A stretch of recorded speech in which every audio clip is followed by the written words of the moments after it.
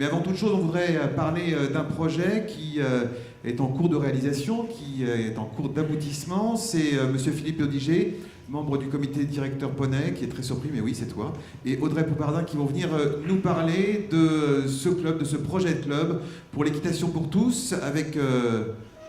alors c'est qui Audrey, enfin comme vous voulez, hein, non mais moi c'est sur mon papier, c'était prévu comme ça, avec un club multi-activités. Il est en cours d'aboutissement et il évolue de jour en jour puisque chaque jour il y a des nouvelles idées qui viennent se rajouter. Donc merci donc à Audrey qui va prendre la parole a priori de nous parler de ce projet d'un club situé au sud de la région parisienne, sud-ouest de la région parisienne. Alors bonjour, on va vous... Mathias. Ah non, c'est bon. Pour rebondir sur l'intervention de Sébastien, on va vous parler de notre projet de club. Alors c'est complètement personnel, c'est le nôtre. Il découle de notre identité, comme Sébastien l'a indiqué juste avant. Nous, notre identité, c'est une identité poney, une identité enfant. Et donc notre projet de club, alors on l'a bâti un petit peu sur le format que vous nous avez énoncé, mais surtout on le révise régulièrement. Et on ne le révise pas tout seul.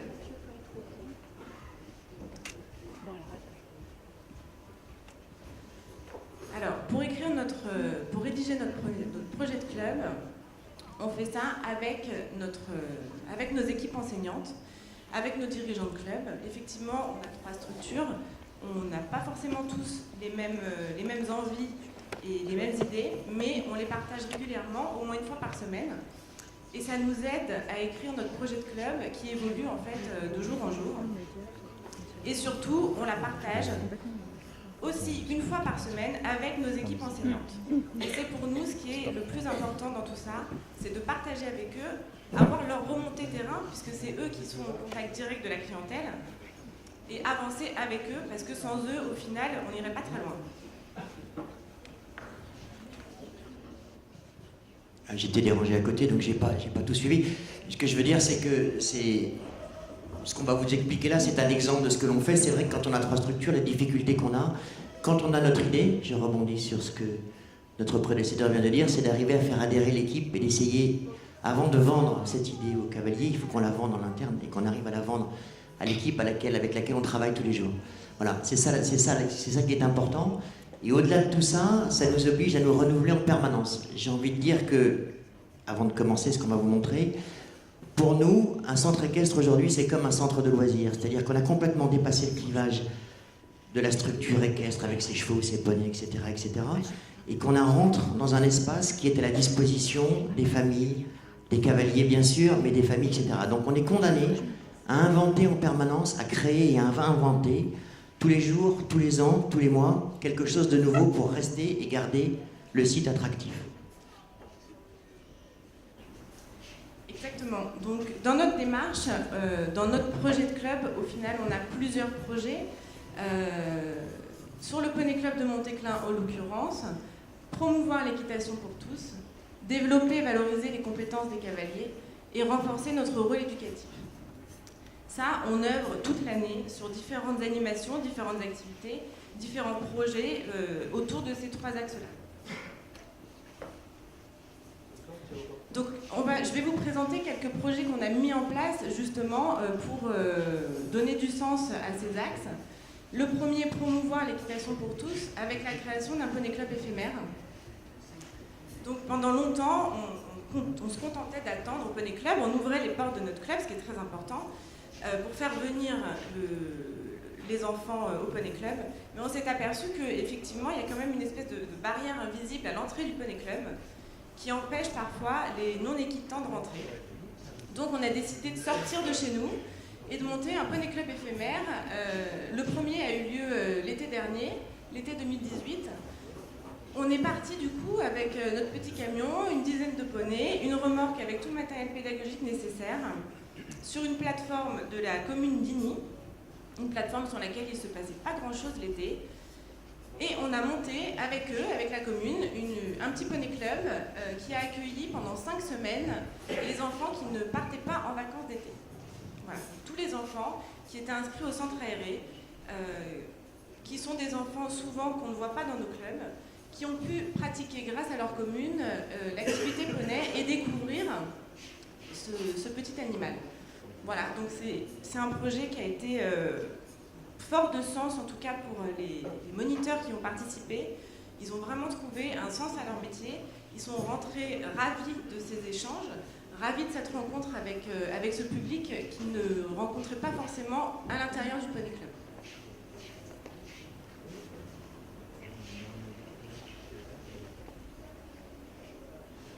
Et un deuxième produit qui est toujours dans cet axe de promouvoir l'équitation pour tous, c'est un produit qu'on a appelé chez nous l'open space. On met à disposition une carrière, on met à disposition notre cavalerie et on met à disposition un enseignant bienveillant qui va superviser la séance et on permet aux cavaliers une pratique sans contrainte, en famille, entre amis et sans réservation. C'est-à-dire qu'on a des créneaux ouverts, c'est un petit peu comme une carrière ouverte. On décide le dimanche de 14h à 17h par exemple de mettre tout ça à disposition. Les gens viennent, pratiquent le temps qu'ils ont envie de pratiquer et repartent. Et ils viennent avec qui ils veulent, donc avec leur famille, avec leurs enfants, leurs cousins, leurs cousines, découvrir un moment ensemble de partage au Poney Club. Et tout ça sans contrainte et sans réservation. Et c'est une demande qui est de plus en plus appréciée, de se dire j'ai une pulsion aujourd'hui, il fait beau, la météo s'y prête bien, j'ai envie de monter à cheval. Où est-ce que je peux monter à cheval comme ça tout de suite, sans être obligé de m'y prendre 2 jours à l'avance? Peut-être un mot supplémentaire sur cette opération Open Space. C'est vrai que le constat qu'on a fait, c'est qu'il y avait, et vous l'avez très justement dit tout à l'heure, une modification de l'acte d'achat des comportements. Et on entend beaucoup parler de low cost partout, hein, les transports aériens low cost, etc., etc. Et on s'est dit, mais comment imaginer et appliquer l'équitation low cost? Bon, alors il n'est évidemment pas question de mettre des chevaux ou des poneys pas dressés, il n'est pas question de mettre des gens pas diplômés ou mal formés, il n'est évidemment pas question de ne pas satisfaire aux critères élémentaires de sécurité, donc comment faire?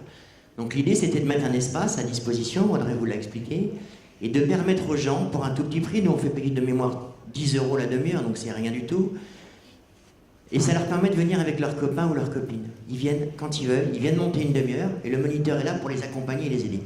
Pourquoi on fait une demi-heure? Parce qu'on s'est rendu compte quand même qu'au bout d'une demi-heure, quand vous mettez des gens à cheval dans un espace, aussi grand soit-il, je ne parle pas des balades, mais dans un espace fermé, au bout d'une demi-heure, ils s'ennuient. Ils ne savent plus quoi faire.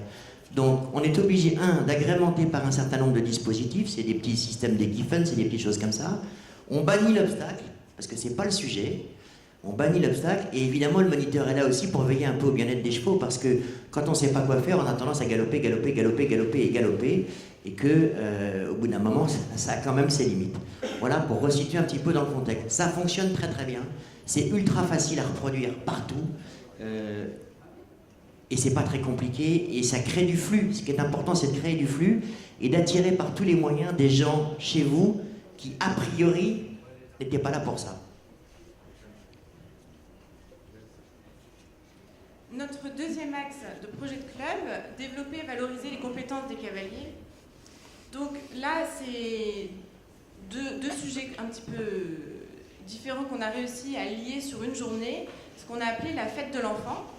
Donc, à l'inverse du Poney Club qui se déplace sur les structures, là, c'est plutôt, on ouvre les portes du Poney Club, mais pas que au grand public, on l'ouvre aussi aux institutions et aux associations qui sont à côté de nous. Donc, là, on a fait la première édition l'année dernière, on a ouvert les portes du domaine de Montéclin et on a fait venir donc, le comité des fêtes de notre commune, des associations multisports. Donc on avait sur le site d'autres sports qui proposaient des activités, du tir à l'arc notamment, la MJC, d'autres sports et des associations culturelles, donc avec une petite exposition, avec une association de langues, l'apprentissage des langues, et voilà, donc tout ça c'était, on a ouvert les portes du domaine, on leur a mis tout à disposition. Chacun venait inviter ses adhérents à partager une journée sur le domaine de multi-activités et de rencontrer du coup de nouvelles disciplines. Donc effectivement, nos cavaliers sont allés s'essayer au tir à l'arc à pied, sont allés s'essayer à l'acrobranche, mais tous ceux de l'acrobranche sont venus s'essayer aussi au poney, ceux du tir à l'arc sont venus au poney et ça a permis du coup un échange de public qu'on n'avait pas forcément l'habitude l'habitude de faire. Et ça nous a permis aussi de valoriser nos petits cavaliers de tous les jours, c'est-à-dire que c'est eux aussi qui sont venus avec leurs associations.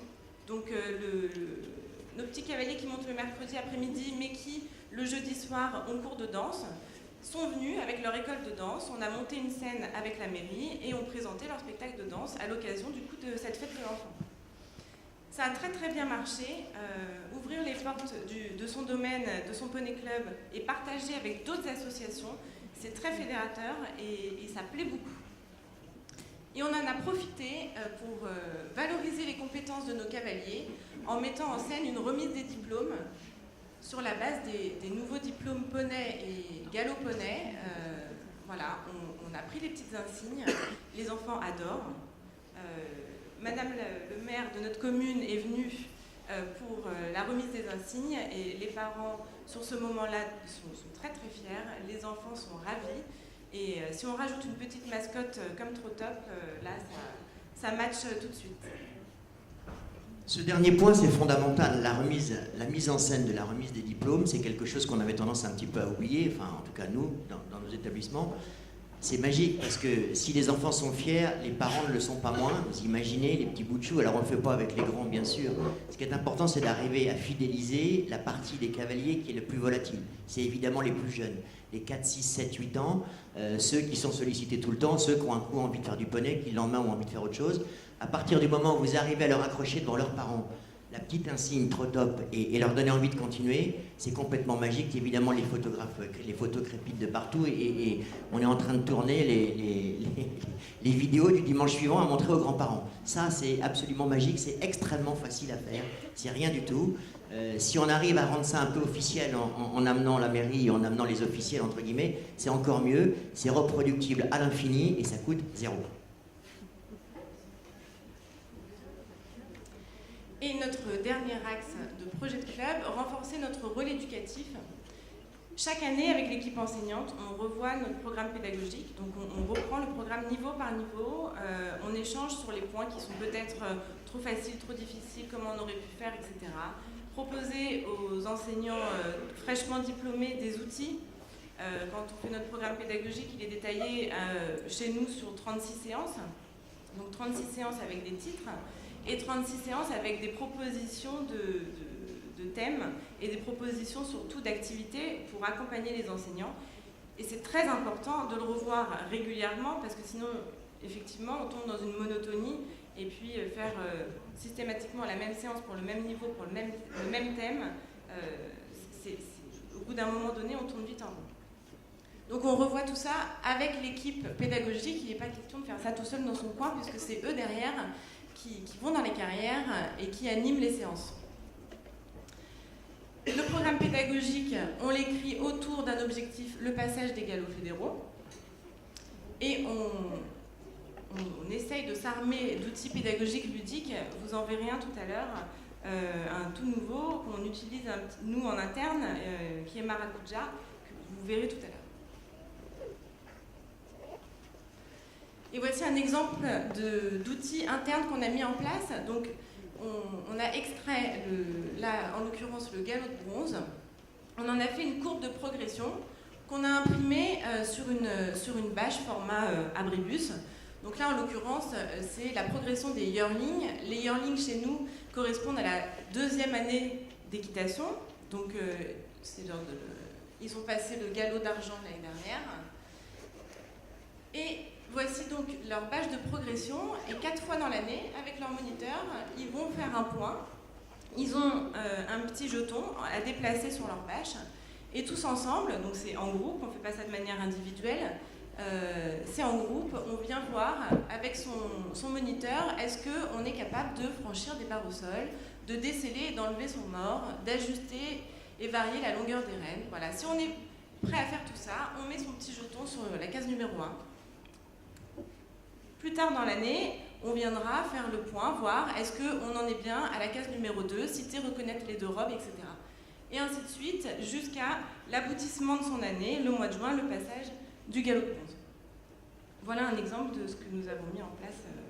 Deuxième effet qui se coule sur cette opération-là, je vais très vite Axel, je sens qu'on a dépassé notre temps, ça permet de mesurer l'écart qu'il peut éventuellement y avoir entre la perception que se fait l'enfant et ou leurs parents de ce qu'imagine et ce que pense le moniteur. C'est-à-dire que, ah bon, tu penses que tu n'en es qu'au niveau 2, mais pour moi, à cette époque-là de l'année, tu devras en être au niveau 3, donc voilà ce qu'il faut qu'on fasse, c'est ce qu'on réalise.